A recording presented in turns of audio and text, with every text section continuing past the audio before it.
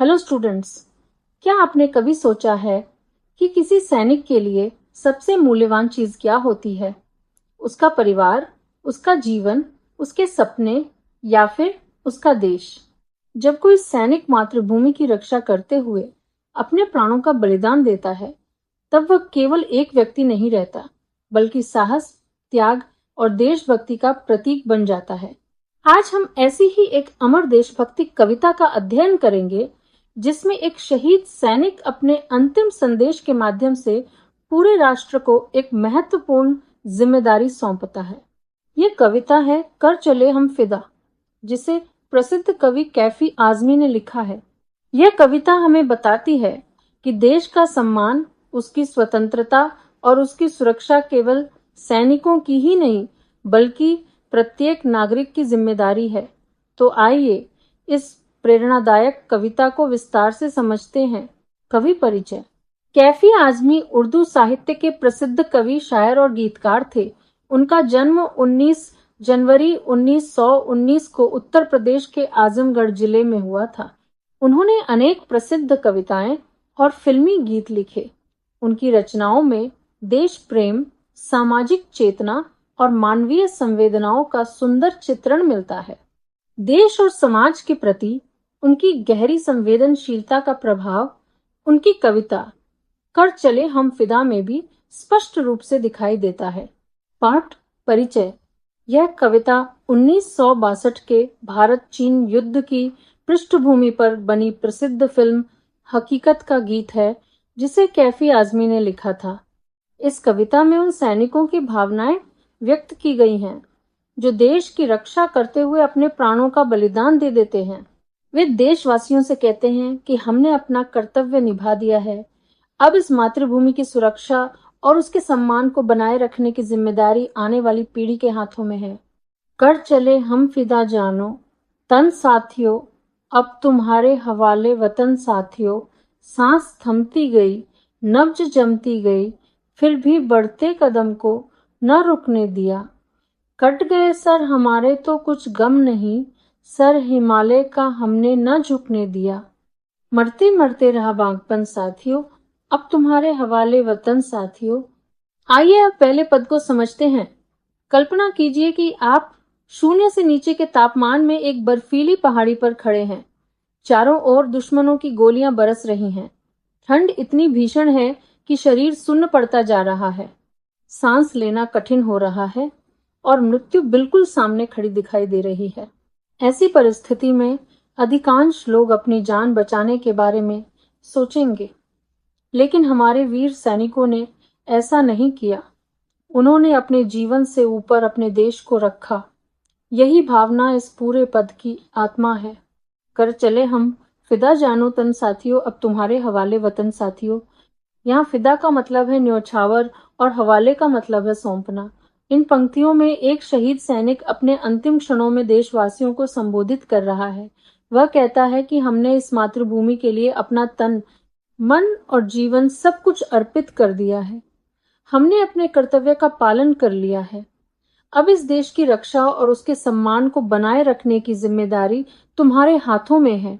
ध्यान दीजिए, यहाँ सैनिक अपने बलिदान पर दुख नहीं व्यक्त कर रहा, बल्कि गर्व महसूस कर रहा है। उसके लिए अपने प्राणों से बढ़कर देश का सम्मान है। इसी भावना को आगे बढ़ाते हुए सैनिक युद्धभूमि की वास्तविक स्थिति का वर्णन करता है। सांस थमती गई, नब्ज जमती गई, फिर भी बढ़ते कदम को न रुकने दिया। ये पंक्तियां उस कठिन समय का चित्र प्रस्तुत करती हैं, जब सैनिकों को केवल दुश्मन से ही नहीं, बल्कि प्रकृति की कठोर परिस्थितियों से भी संघर्ष करना पड़ रहा था। भीषण ठंड के कारण सांसें धीमी पड़ रही थीं, शरीर जवाब दे रहा था और मृत्यु हर पल निकट आती जा रही थी। लेकिन क्या उन्होंने हार मानी? नहीं, उन्होंने अपने कदम पीछे नहीं हटाए। परिस्थितियां कितनी भी कठिन थीं, लेकिन उनका साहस नहीं डगमगाया। वे अंतिम क्षण तक आगे बढ़ते रहे। यही अटूट साहस अगली पंक्तियों में और भी प्रभावशाली रूप से दिखाई देता है। कट गए सर हमारे तो कुछ गम नहीं, सर हिमालय का हमने न झुकने दिया। यहाँ हिमालय केवल एक पर्वत नहीं है, बल्कि भारत के गौरव, स्वाभिमान और राष्ट्रीय सम्मान का प्रतीक है। सैनिक गर्व से कहता है कि यदि देश की रक्षा करते हुए हमारे सिर भी कट जाएं, तो हमें उसका कोई दुख नहीं है। हमारे लिए सबसे बड़ी संतुष्टि इस बात की है कि हमने अपने देश के सम्मान को झुकने नहीं दिया।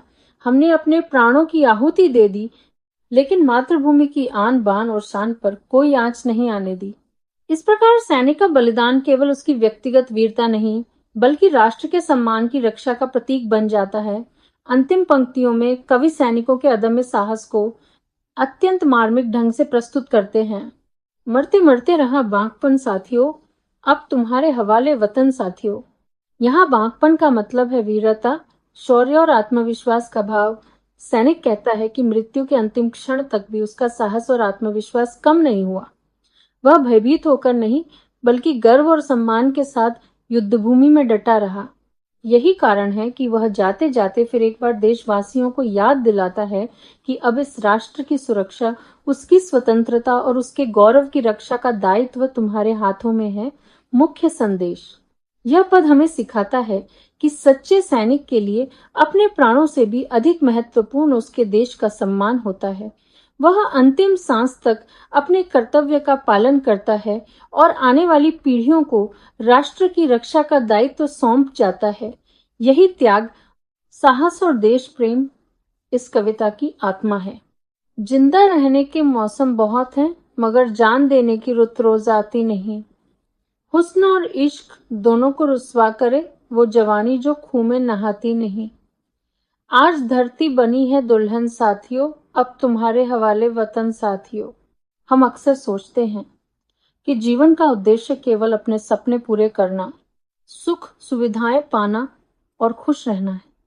लेकिन एक सैनिक के लिए जीवन का अर्थ इससे कहीं बड़ा होता है।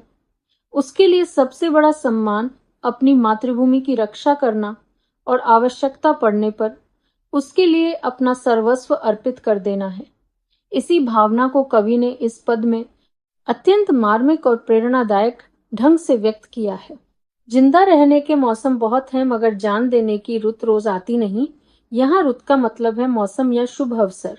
इन पंक्तियों में सैनिक कहता है कि सामान्य जीवन जीने, खुशियां मनाने और अपने सपने पूरे करने के अवसर तो जीवन में अनेक बार मिलते हैं, लेकिन देश के लिए अपना जीवन समर्पित करने का अवसर बार बार नहीं आता। ऐसा गौरवपूर्ण अवसर हर किसी को नहीं मिलता। इसीलिए सैनिक अपने बलिदान को दुर्भाग्य नहीं, बल्कि गर्व और सम्मान का विषय मानता है। यही विचार आगे की पंक्तियों में और अधिक प्रभावशाली रूप से सामने आता है। हुस्न और इश्क दोनों को रुस्वा करे वो जवानी जो खून में नहाती नहीं। यहाँ हुस्न का मतलब है सुंदरता, रुस्वा का मतलब है बदनाम और खून का मतलब है खून।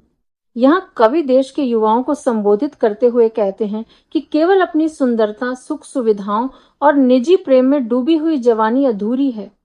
जब देश पर संकट आए, तब यदि युवा आगे बढ़कर उसका सामना न करें, तो ऐसी जवानी अपने वास्तविक उद्देश्य को खो देती है। कवि का आशय यह नहीं है कि युवा सचमुच खून में नहाएं, बल्कि यह है कि उनमें देश के लिए त्याग, संघर्ष और बलिदान का साहस होना चाहिए।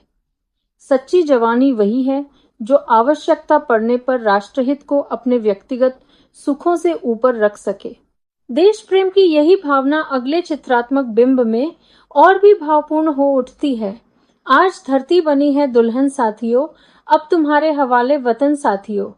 इन पंक्तियों में कवि ने मातृभूमि की तुलना एक दुल्हन से की है। भारतीय संस्कृति में दुल्हन सम्मान, पवित्रता और गौरव का प्रतीक मानी जाती है।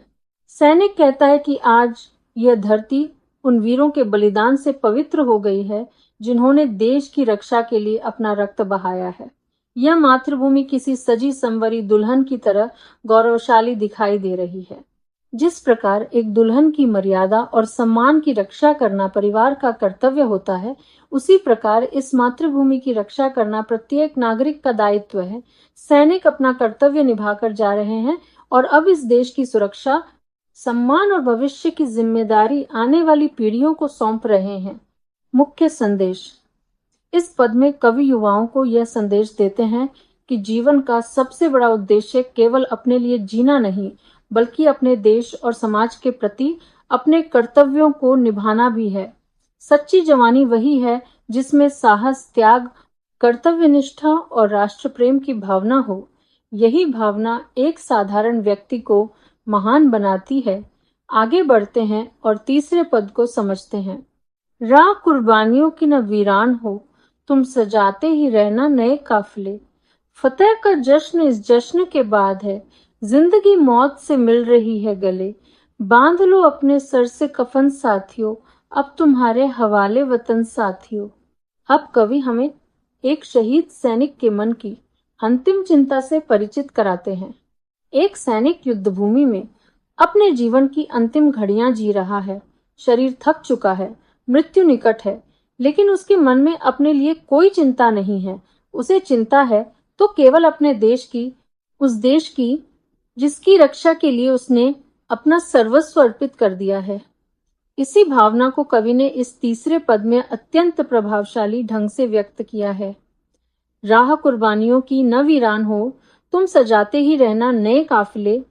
यहाँ वीरान का मतलब है सुनसान और काफिले का मतलब है समूह। इन पंक्तियों में शहीद सैनिक देशवासियों को एक महत्वपूर्ण संदेश देता है। वह कहता है कि हम अपना कर्तव्य निभाकर जा रहे हैं, लेकिन देशभक्ति और बलिदान का यह मार्ग कभी सूना नहीं होना चाहिए। जब भी देश को आवश्यकता हो, नई पीढ़ी को उसी साहस और समर्पण के साथ आगे आना चाहिए जिस प्रकार आज के सैनिक आगे आए हैं। यहाँ नए काफिले केवल सैनिकों के समूह नहीं हैं, बल्कि ऐसे देशभक्त नागरिकों का प्रतीक हैं जो राष्ट्रहित को सर्वोपरि मानते हैं। इस प्रकार सैनिक अपनी शहादत के माध्यम से आने वाली पीढ़ियों के भीतर कर्तव्य और देश प्रेम की ज्योति प्रज्वलित करना चाहता है।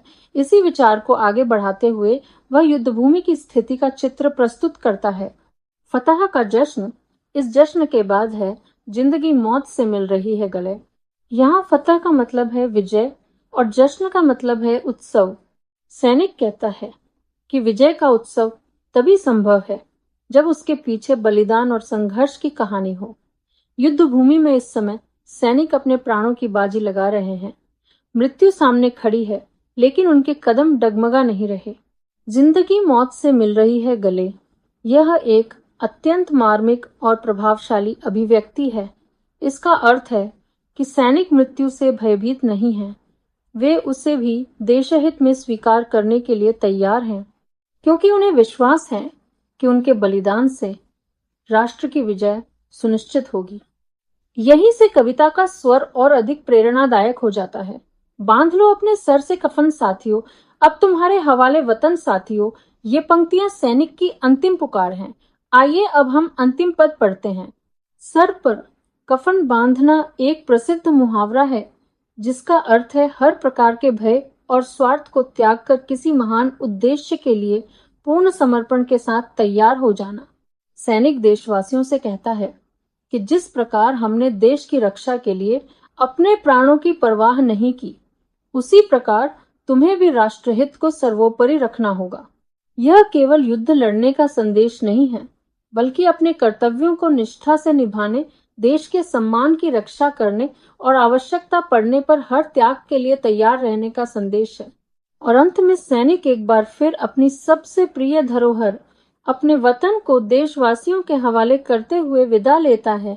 मुख्य संदेश, यह पद हमें सिखाता है कि देश की रक्षा और उसकी प्रगति एक निरंतर चलने वाली जिम्मेदारी है। एक पीढ़ी अपना कर्तव्य निभाकर आगे बढ़ती है तो अगली पीढ़ी को उस दायित्व को संभालना पड़ता है। कवि हमें प्रेरित करते हैं कि हम अपने देश के प्रति समर्पित रहें, अपने कर्तव्यों का ईमानदारी से पालन करें और आवश्यकता पड़ने पर राष्ट्रहित को व्यक्तिगत हितों से ऊपर रखें। यही सच्ची देशभक्ति है और यही इस पद का मूल संदेश है। खींच दो अपने खून से जमी पर लकीर, इस तरफ आने पाए न रावण कोई। तोड़ दो हाथ अगर हाथ उठने लगे, छू न पाए सीता का दामन कोई। राम भी तुम ही लक्ष्मण साथियों, अब तुम्हारे हवाले वतन साथियों। अब कविता अपने चरम भाव तक पहुंचती है।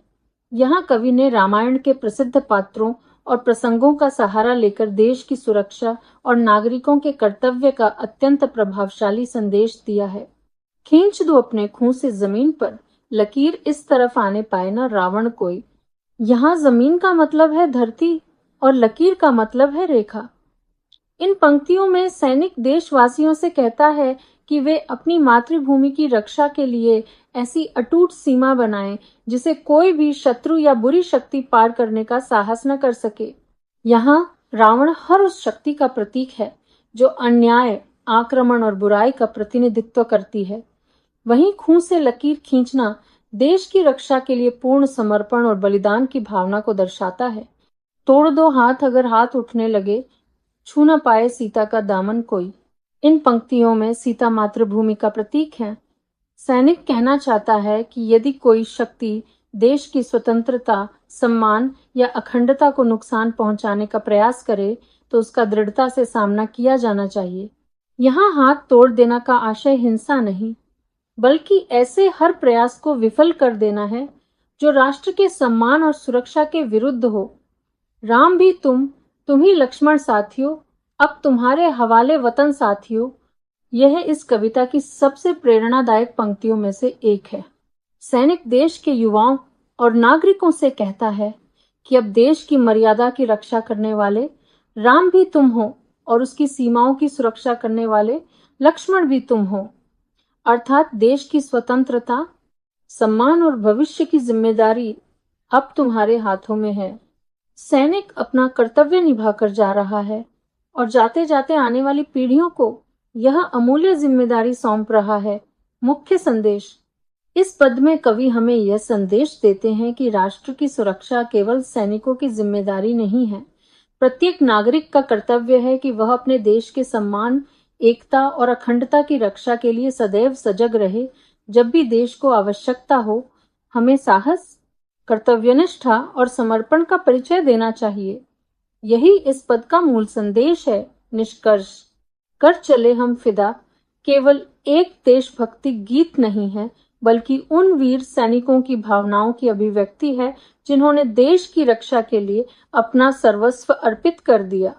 यह कविता हमें सिखाती है कि देश का सम्मान, उसकी स्वतंत्रता और उसकी एकता बनाए रखना केवल सैनिकों का ही नहीं, बल्कि प्रत्येक नागरिक का कर्तव्य है। सैनिक अपना कर्तव्य निभाकर जा चुके हैं। अब यह जिम्मेदारी हमारी है कि हम अपने कार्यों, अपने चरित्र और अपने कर्तव्यों के माध्यम से देश का सम्मान बढ़ाएं। यही उन वीर शहीदों के प्रति हमारी सच्ची श्रद्धांजलि होगी। इसी संदेश के साथ हम इस कविता का अध्ययन यहीं समाप्त करते हैं। धन्यवाद। जय हिंद।